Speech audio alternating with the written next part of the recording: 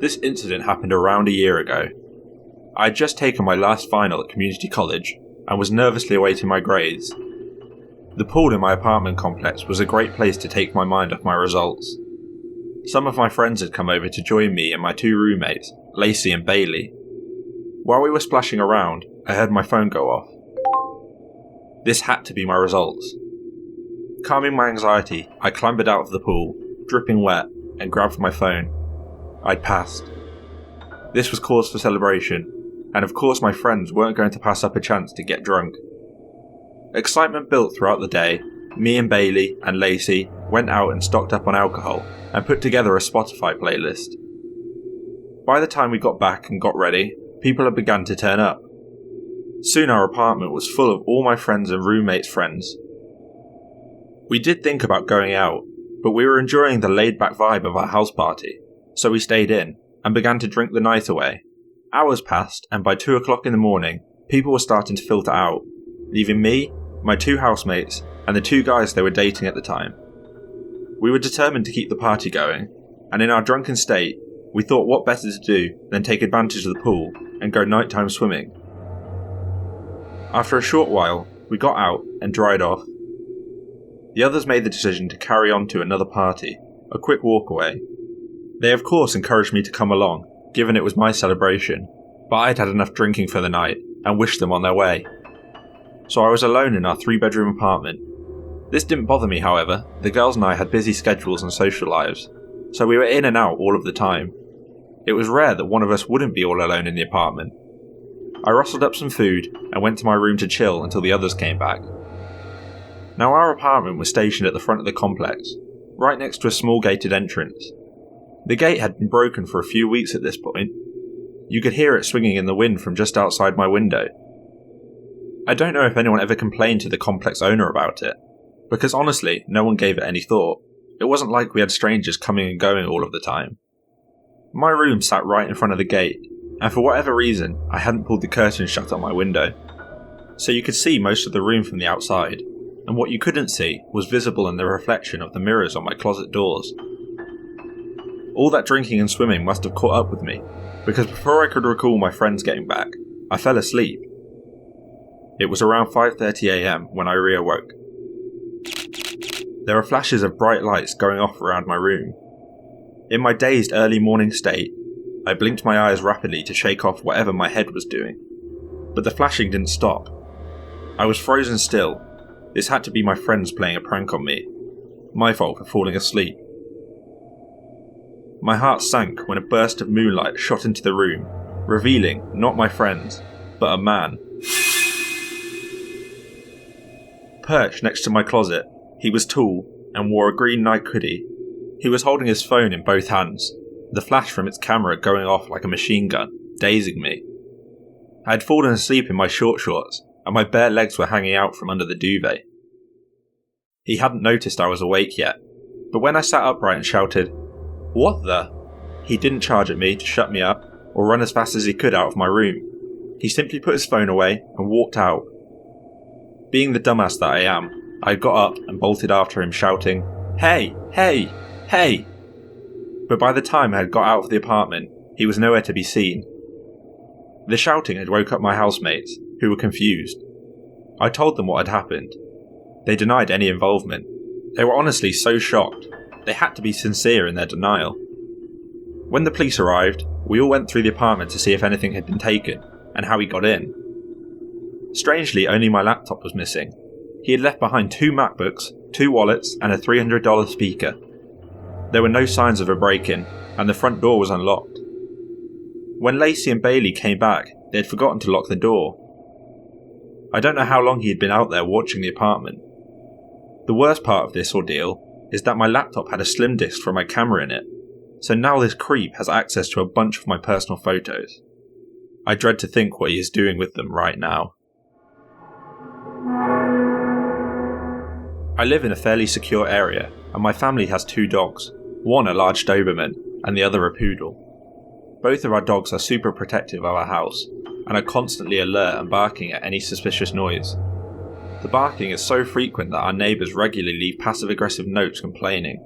One time a neighbour even went as far as to threaten violence towards our dogs if they didn't shut up. So when my parents went away for the weekend, instead of leaving me to supervise the dogs and deal with any potential fallouts with the neighbours, they checked them into a local kennel. I truly was alone with no responsibilities. I spent my first night of solitude, sat up playing Rainbow Six Siege with my friends. I had my headset on at a high volume and the window behind me wide open. My evening was going to plan, knocking back coke and cracking jokes with all my friends. Until they all started saying the same thing. What is that squeaking and banging sound coming from your mic? I couldn't hear it. But when I took my headset off, there it was. A bang, followed by a creak, repeated over and over in that order. I peered out of my window to see over my garden fence. A tall man dressed in a black hood and black trousers ramming his body against the fence. The repetitive ramming broke the gate from its hinges. It was at that point that I knew I needed to call the police. Whilst waiting to get through to the operator, I hovered by the window, watching him to see if he was coming into the garden and towards the back door of the house. The 911 operator told me to go to the safest room in the house and hide, but my curiosity got the better of me. I had to keep watching. The moonlight illuminated something strapped over his shoulder. A hunting rifle. Now it was definitely time to hide. I was in serious danger. I crawled under my bed and listened keenly for any sounds. The brief silence was broken by the window in the back door shattering and the man's footsteps entering the house.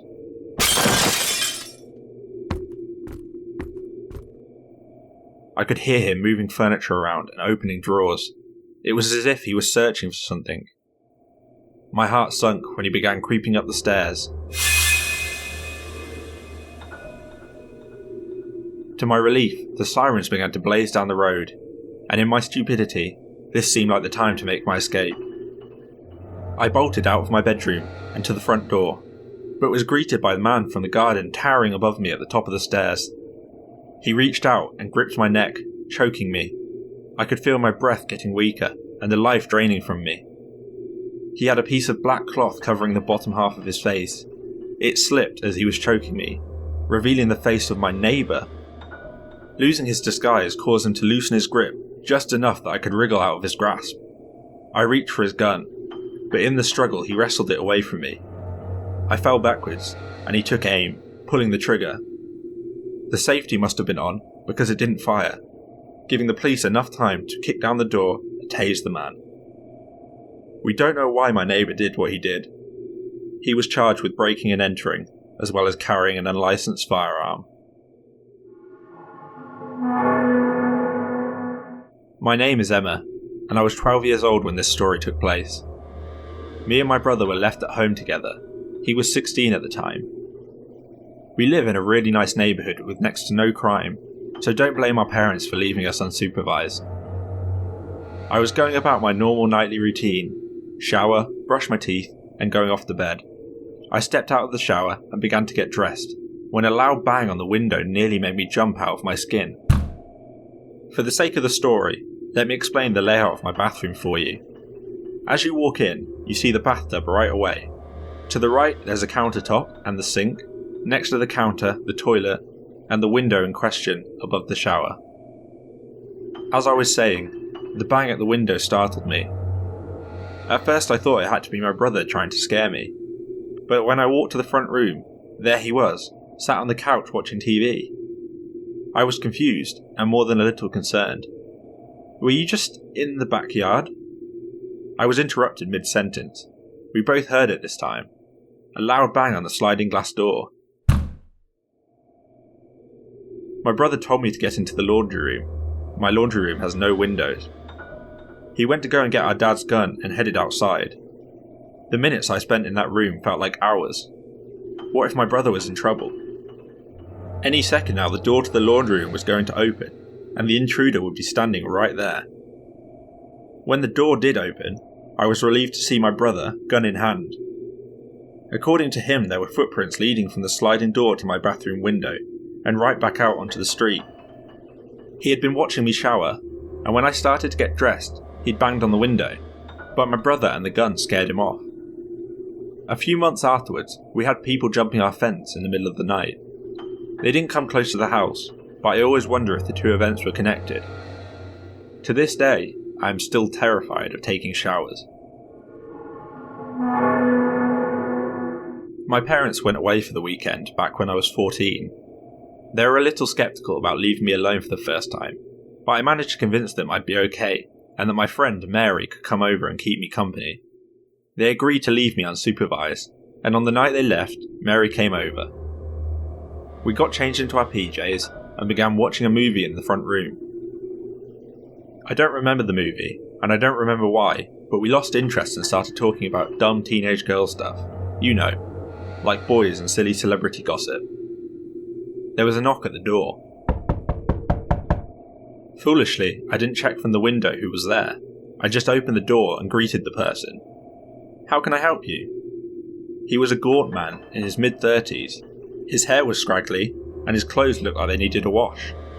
He was muttering to himself quietly under his breath, and he couldn't stand still. Looking back on it now, he was most likely high or very drunk. "Are you girls home alone?" Yes? What a dumb answer. Shockingly, he didn't try to barge his way in. He simply grinned, flashing his yellow-stained teeth, and walked away into the night. Have a nice night. Mary and I were freaked out, but after talking it over for a while, we figured if he meant to harm us, he would have come in when I opened the door to him. So we forgot about the creepy man and continued talking nonsense. Eventually we retired upstairs to my bedroom and zonked out fast asleep. At 3 a.m, I was woken up by noises downstairs.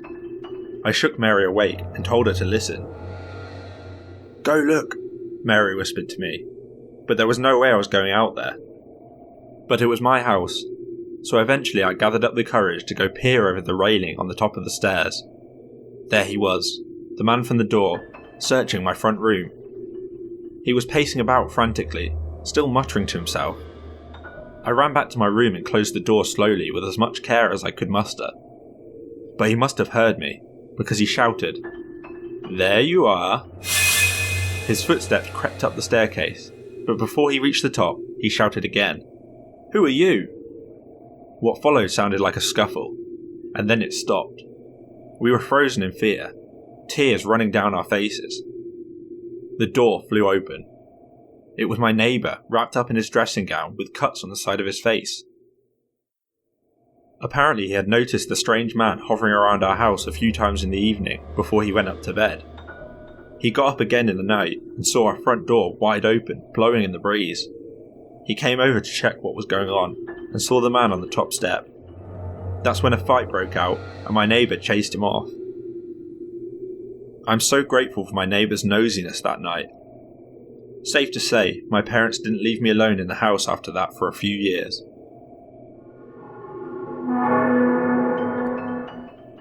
My family's house has 4 bedrooms, one of which is in the loft. When the loft conversion was done, my brother was the oldest sibling, so he got first pick on the new room. The floors up there are extremely loud. You can hear his every movement when he gets up and walks around. After he left for uni, the room was empty, and I spent most of the day home alone by myself. My mum would leave for work early in the morning, and wouldn't get back until late in the evening. Even though the room was empty, you could hear the floorboards creaking every now and again. It didn't really sound the same as when my brother was home and moving around, so I just shrugged it off and went about my day. One particular day, however, I had just woken up and was sitting on the edge of my bed, and clear as day, I heard footsteps moving around above me. My brother didn't say he was coming back home, but he must have come back in the night. I walked up the stairs to go ask him why he was back, but when I opened the door, the room was empty. So I checked the walk-in wardrobe. When that was also empty, I searched the whole house from top to bottom. No one else was home. I didn't know what I expected to find, but I expected to find something that could explain the footsteps. There are cupboards that lead to a crawl space up there, but I've never checked for someone hiding in them. Now, I don't believe in ghosts, and I don't know why there would be ghosts in this house anyway. I have no other explanation for the noises. To this day, I wonder if that, in fact, was a paranormal experience.